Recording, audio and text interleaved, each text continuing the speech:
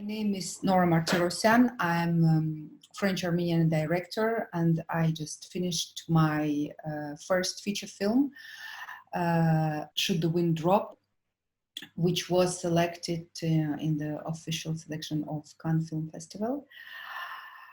I don't come from film background. I am an artist, a visual artist, a painter in the beginning. And 10 years ago, I came across to this place, which is called Nagorno-Karabakh, Mountain Karabakh in the southern Caucasus. So in fact, a very long journey started because as I didn't know anything about the film industry, I have never read a film script in my life, and the only thing that I had was my determination that one should speak about this situation, and this one should be me.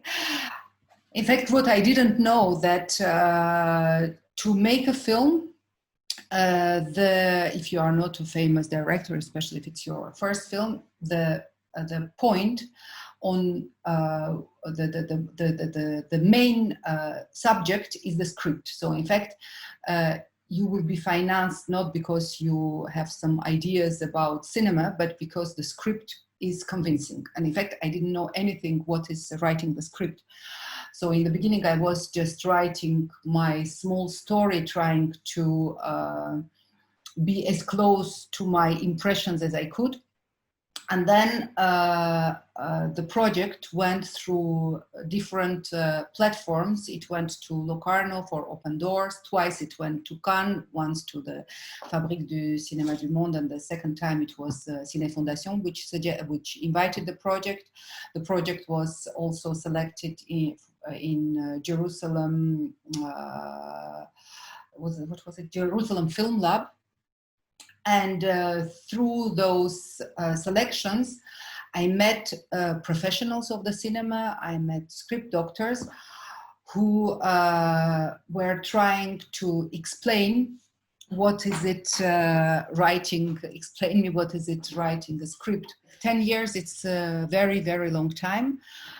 And during the 10 years, there were several moments when I felt strongly that I lose my film, that the project that I'm working on is not anymore mine. It's something that is financed. Maybe we had the idea that it will be easier financed, but it's not my profound desire. And what is the most amazing that, you know, I went through, I don't know how many juries. So, you know, you present your project and you speak about it in front of people, and then they decide if they accord to your project financial support or not. And in fact, the moment when suddenly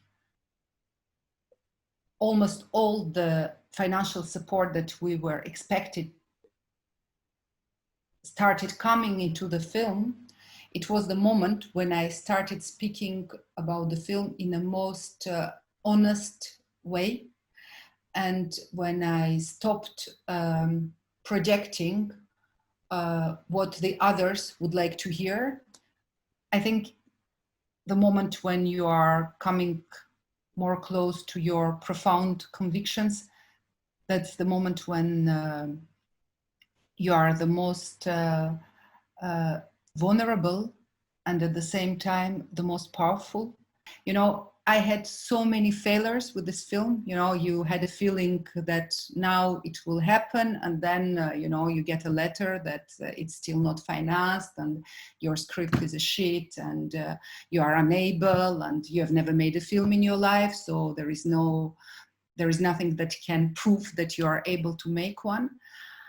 And I think psychologically it's very complicated, and I think it's important just to keep concentrated and to trust to people who trust you, to try to surround yourself with the people who are not doing it because it's their job and they are paid for, but people that really believe, and that people that also desire with you this film. And then you are stronger, and then you can go through all this psychological pressure, because it is very long way. And during this long journey that I made to make the film, you know, there is this phrase of Mark Twain: we didn't know that it's impossible, so we did it.